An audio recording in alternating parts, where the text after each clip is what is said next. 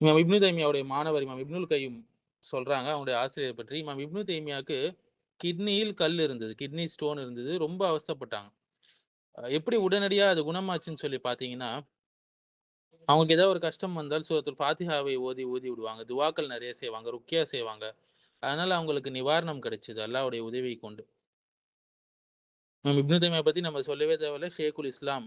இஸ்லாத்துடைய ஷேக் என்று புகழப்பட்டவர்கள்.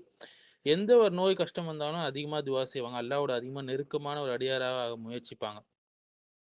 ஒரு முறை வந்து காபாவை சுற்றி தவாப் செய்யும்போது இமாம் இப்னு தைமியாவுக்கு கடுமையான வலி ஏற்பட்டது. அவங்களுக்கு கிட்னி ஸ்டோன்ஸ் இருந்ததால. மிகப்பெரிய ஒரு வலியை அவங்களுக்கு அது ஏற்படுத்துச்சு. அப்போது அல்லாஹ்விடம் துவா செஞ்சாங்க. மேலும் ஜம்சம் தண்ணீரை அதிகமாக பயன்படுத்திக் கொண்டாங்க.